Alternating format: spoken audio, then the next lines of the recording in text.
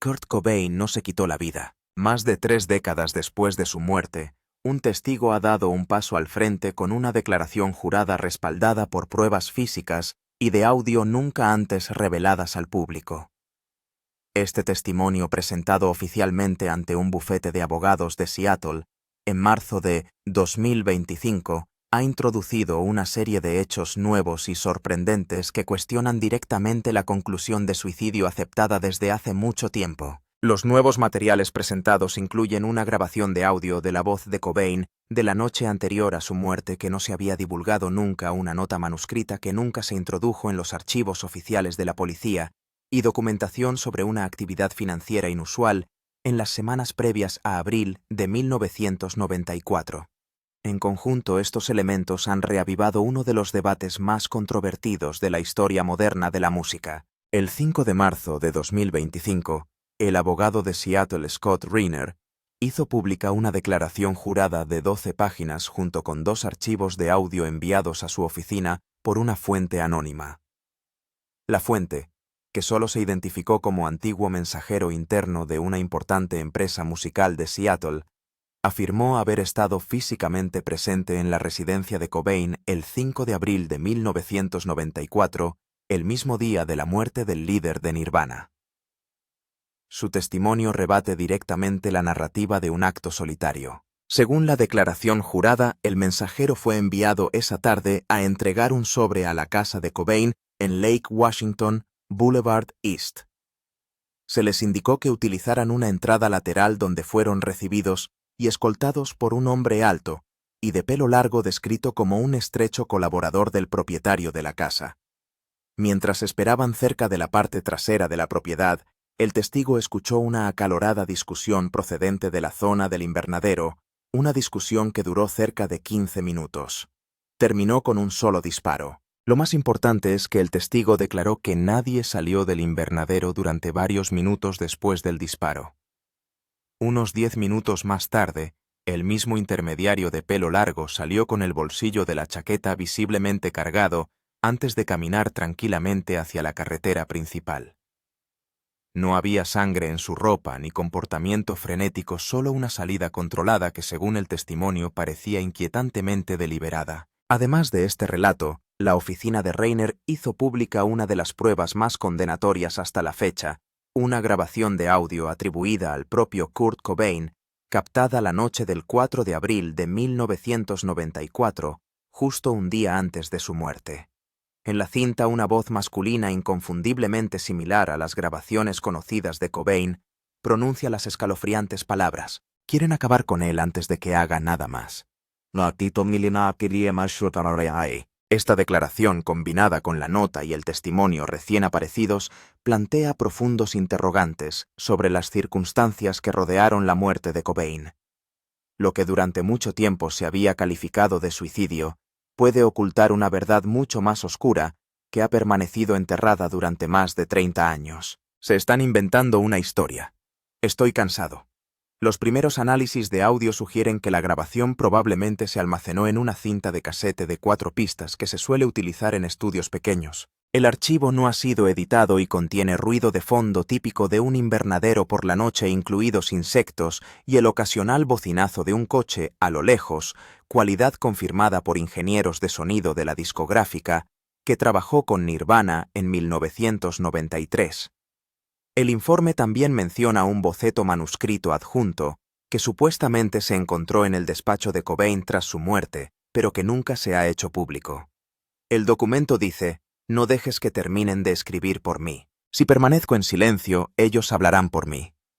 La letra fue examinada por la grafóloga Sheila Low, que había trabajado en la nota de suicidio original, y mostró un alto grado de coherencia con la letra del cuaderno personal de Cobain. Reiner dijo que la nota fue guardada por un miembro del equipo de limpieza y le fue enviada a principios de 2025. La declaración jurada también afirma que Cobain hizo una llamada telefónica a un productor musical de Athens, Georgia, la noche del 3 de abril. La llamada duró 11 minutos e incluía planes de abandonar Seattle en 2 semanas para iniciar su propio proyecto. Al final de la llamada se oye a Cobain decir: "Si no vuelves esta vez, no dejes que nadie te lo cuente". La llamada fue confirmada por viejas facturas telefónicas y por el relato de la persona que llamó un antiguo socio de Cobain en los archivos del bufete de abogados de Reiner. El veredicto de suicidio en el caso de Kurt Cobain se basó en una serie de datos forenses y de la escena del crimen. No obstante, en el análisis post-mortem que abarcó 3 décadas, se identificaron varios elementos que no se ajustaban a los criterios técnicos de una escena de suicidio por disparo. Estos puntos se incluirían en cuestión bajo una perspectiva técnica independiente. En primer lugar, los resultados toxicológicos del King County Medical Center mostraron que la concentración de morfina en sangre de Cobain era de 1,52 mgl con trazas de diazepam. Para alguien que no ha consumido drogas, habitualmente este nivel se considera superior al umbral letal. Aunque Cobain tenía antecedentes de consumo de heroína, expertos independientes afirmaron que la capacidad de permanecer consciente y realizar acciones complejas como sostener la carga y apretar el gatillo de una escopeta a los pocos minutos de la inyección era farmacológicamente improbable. Un análisis del Instituto Forense Independiente de Seattle, publicado en 2017, afirmaba: este equivalente de morfina provoca una depresión respiratoria completa en un periodo de tiempo muy corto que no permite el uso de ambas manos. La contradicción radica en que las marcas de la aguja en la mano izquierda indican que la inyección se produjo poco antes de la muerte, según los indicadores de descomposición de las enzimas sanguíneas. En segundo lugar, el informe criminal de 1994 solo señalaba la presencia de huellas dactilares no analizables en la escopeta Remington M. Once el bolígrafo insertado en la nota de suicidio y el único casquillo de bala recuperado. Según un informe de reexamen realizado en 2009 por un equipo de expertos del Laboratorio de Ciencias Forenses de Seattle, la pérdida simultánea de huellas dactilares en las 3 pruebas clave es poco frecuente en los suicidios con arma de fuego. Aunque factores ambientales como la humedad y el tiempo pueden influir, se consideró que el índice de deterioro simultáneo de las huellas en todas las pruebas no se correspondía con las estadísticas habituales de las escenas del crimen. En tercer lugar, el contenido y el estilo de la nota de suicidio de Cobain muestran 2 estilos diferentes dentro del mismo documento. El inicio contiene frases que resumen su carrera musical, mientras que la sección final se dirige directamente a su familia con un lenguaje claramente emocional.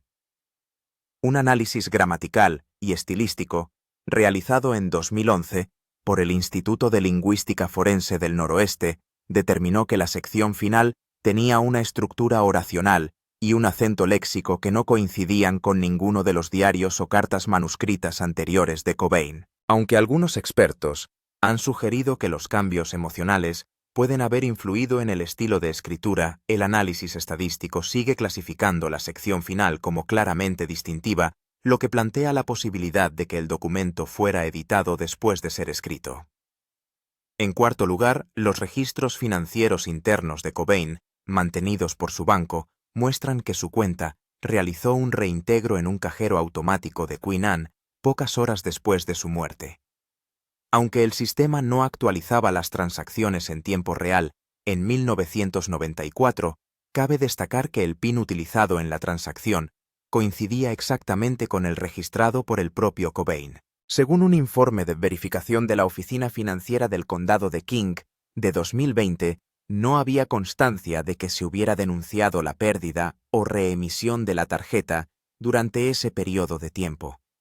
Esto plantea la posibilidad de que la tarjeta fuera utilizada por un tercero con acceso de alto nivel a información personal. El quinto examen físico de la escena en 1994 determinó que el casquillo estaba en el lado izquierdo del cuerpo, mientras que la escopeta Remington tenía un sistema de expulsión orientado hacia la derecha. El análisis técnico del mecanismo de expulsión de este tipo de escopetas demostró que el casquillo habría salido despedido hacia la derecha a menos que el cañón se hubiera girado o recolocado físicamente tras el disparo. Un informe de 2015 del Domestic Firearms Research Institute afirmaba que la posición inclinada hacia la izquierda del casquillo habría requerido una rotación antinatural de 180 grados desde el cuerpo que cae, lo que solo habría sido posible con un contacto físico directo con el arma inmediatamente después del disparo. El reexamen de las pruebas técnicas no se detiene en las pruebas físicas de la escena del crimen. Muchos documentos indican que las relaciones personales y las decisiones internas al final de la vida de Cobain son otro eslabón en todo el cuadro de causas. La persona más cercana.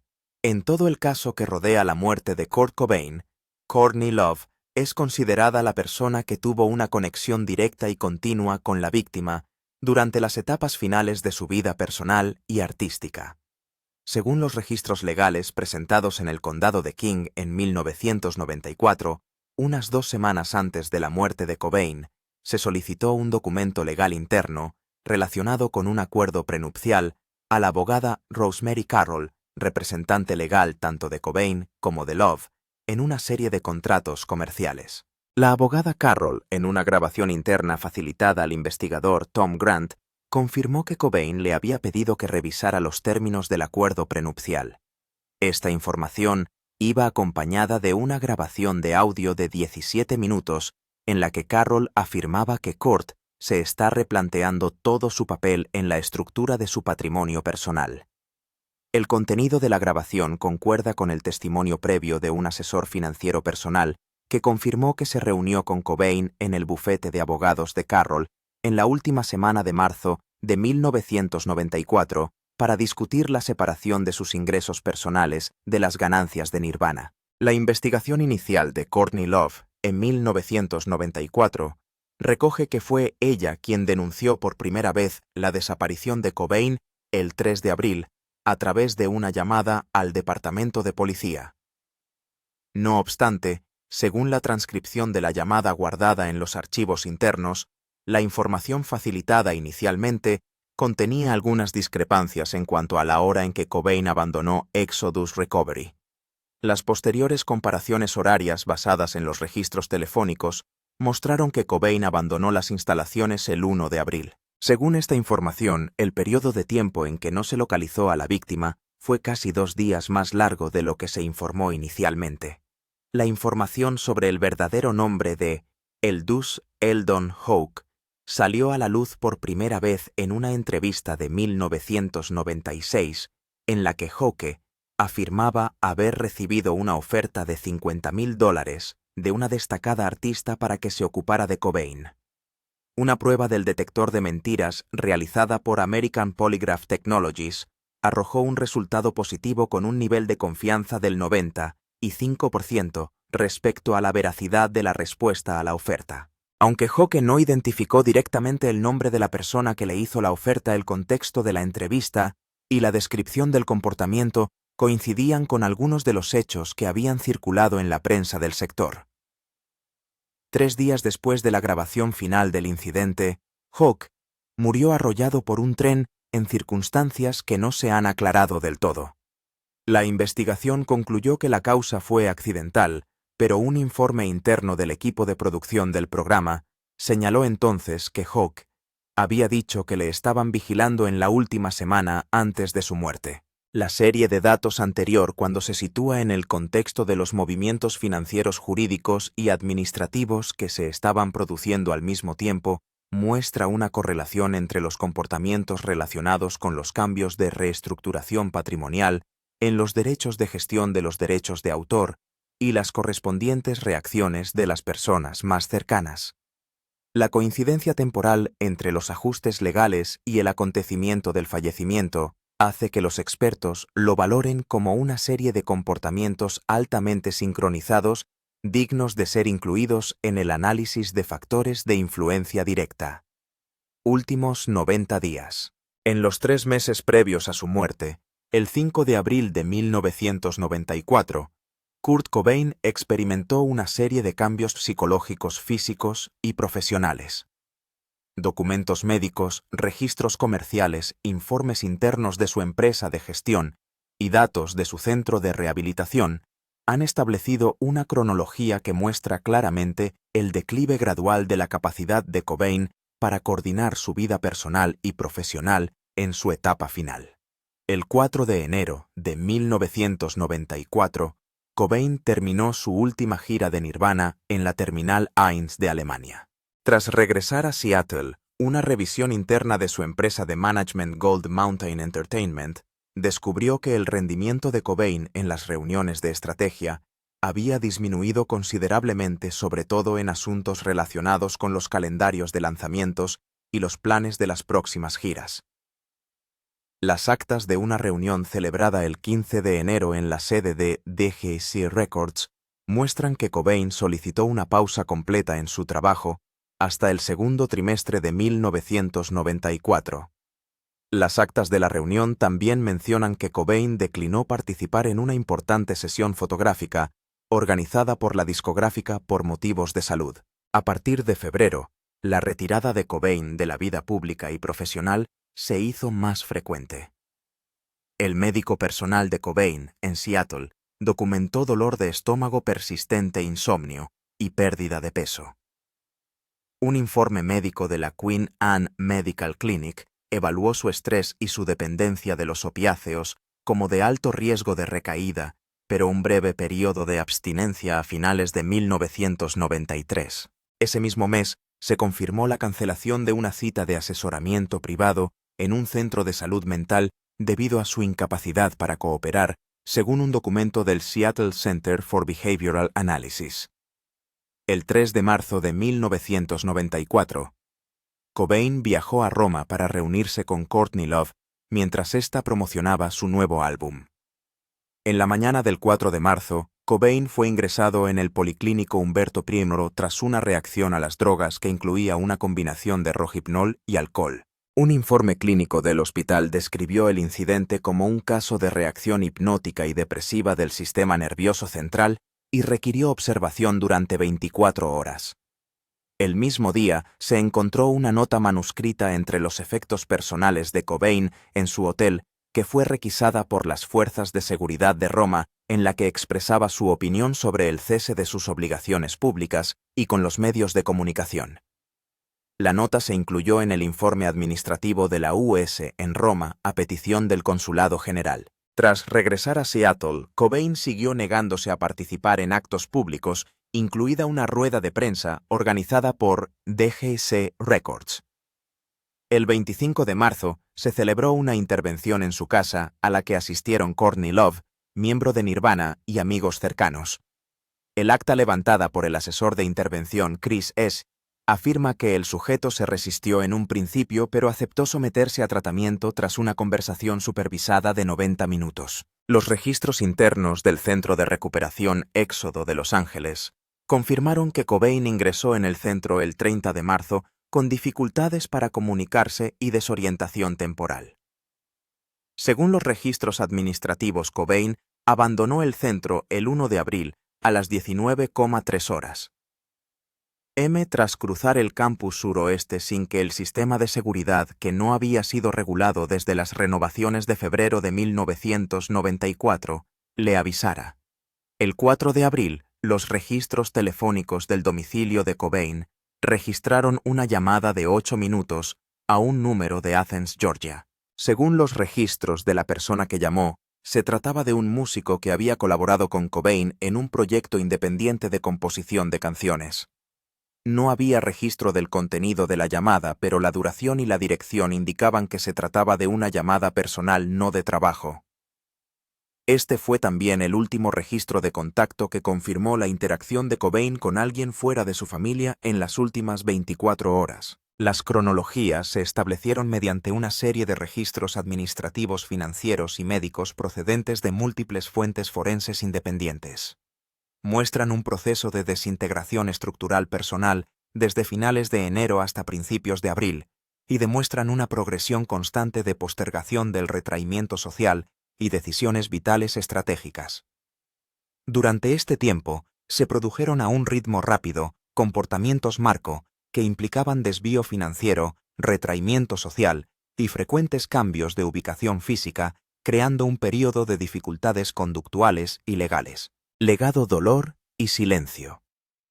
Poco después de que se descubriera el cadáver de Kurt Cobain, el 8 de abril de 1994, se iniciaron los procedimientos legales de derecho civil del estado de Washington, relativos a la herencia de su propiedad intelectual, la custodia de sus hijos y el reparto de los intereses comerciales.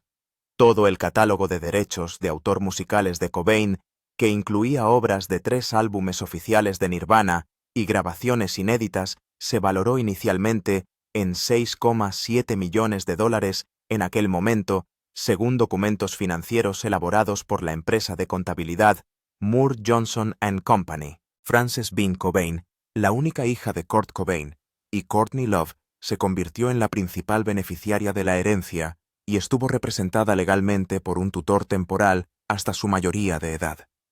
Los documentos administrativos, aprobados por el Tribunal de Distrito del Condado de King a finales de 1994, confirmaron la transferencia de la propiedad intelectual a un fideicomiso familiar gestionado a través de la entidad financiera Wells Fargo Advisors. Durante el periodo 1995-2005, los ingresos procedentes de los derechos de autor de la música de Nirvana se redistribuyeron anualmente al fideicomiso, que también cubrió los costes relacionados con la conservación del material, el archivo de imágenes y el mantenimiento del control legal sobre las reediciones. A título personal, la beca Kurt Cobain Arts Scholarship se creó en 1996 en el Instituto Aberdeen de Washington al que asistió Cobain. La beca se financia principalmente con una parte de los derechos de autor y donaciones individuales de socios de la industria musical. Los registros de la fundación muestran que se otorgaron más de 180 becas entre 1996 y 2024 con un valor promedio que oscila entre $3,000 y $2,000 y $5,000. Documentos internos confirman que algunas de las donaciones procedían de artistas que habían colaborado con Nirvana antes de 1994.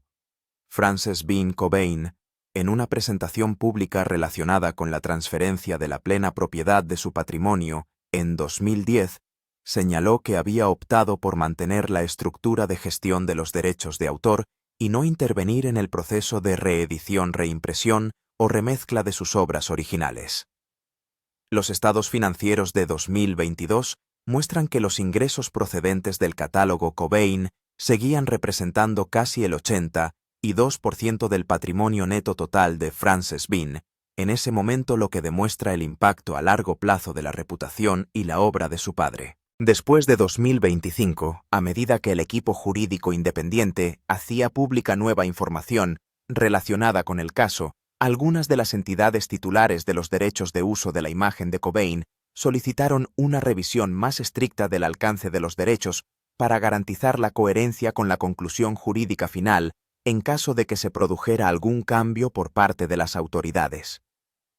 Aunque no se han emitido nuevas resoluciones, estas organizaciones han empezado a actualizar las cláusulas de derechos en los contratos comerciales con terceros.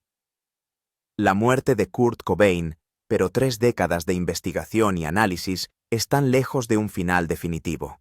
Nuevos documentos, nuevas conexiones y pruebas forenses adicionales han cambiado la forma en que muchas personas ven este suceso aparentemente tan claro si se sigue verificando y ampliando lo que se ha revelado recientemente. El caso puede dejar de ser un viejo expediente olvidado para convertirse en el punto de partida de una revisión exhaustiva de una de las mayores leyendas de la música mundial. Si te parece que este contenido merece la pena ser difundido, por favor dale a me gusta, compártelo con quien le interese y suscríbete a nuestro canal para no perderte los próximos temas. Deja un comentario si tienes una perspectiva diferente o información adicional, porque a veces un pequeño detalle puede cambiar el curso de los acontecimientos.